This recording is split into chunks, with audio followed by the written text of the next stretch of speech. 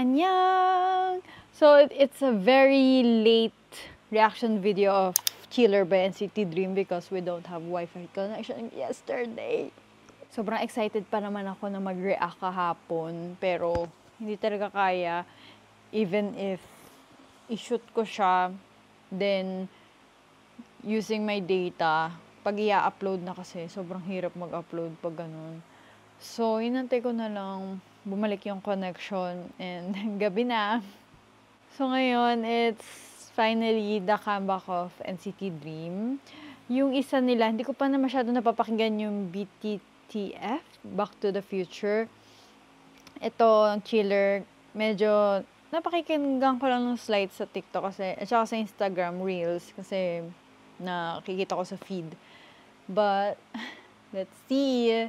Nung sa teaser nila, nagulat ako na parang inaano nila yung skateboards ulit, parang wala naman silang hoverboard, something na katulad dun sa chewing gum. Pero, it's very futuristic. Let's start na nga. Go! Yo, Dream! Let's go. Chiller. And again, hindi ako masyado mag-volume. Kasi baka ma-block na naman tayo.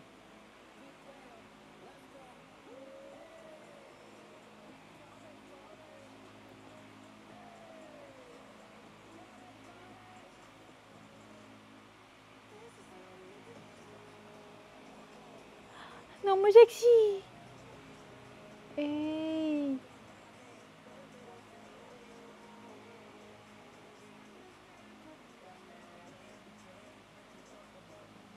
Eh. Ala, para-parehas kami ng sapatos ni Mark.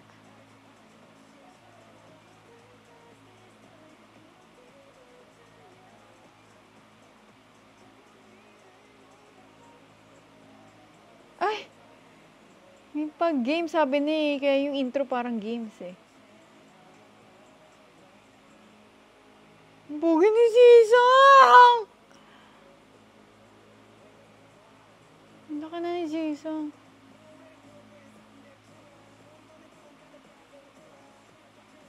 Sasabihin ko sana, bakit may pagka-Rise? Hindi. It's very, very Neo pa rin. Very NCT pa din. Parang Super M eh. Markle! Ah! Hey!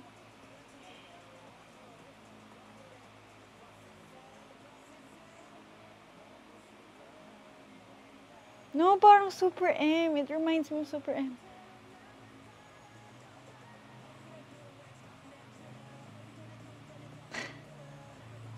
Wow, ma-animation na.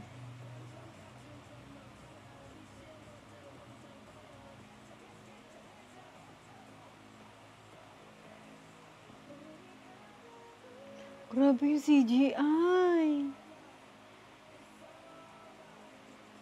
Grabe yung inano nito sa animation.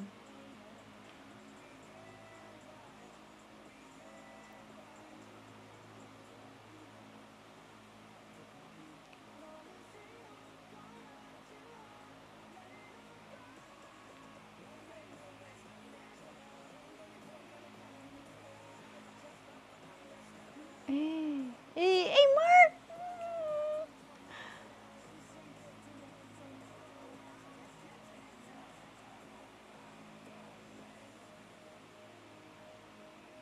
Absolute present.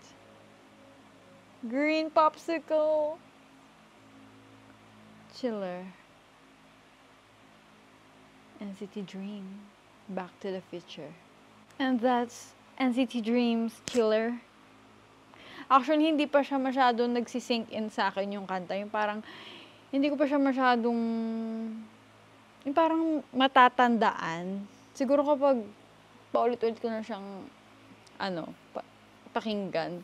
Kasi wala pa masyadong pumapasok sa akin na parang lyrics and, yung parang sa iba, glitch mode, alam mo yun, yung mga dati nilang mga past, songs.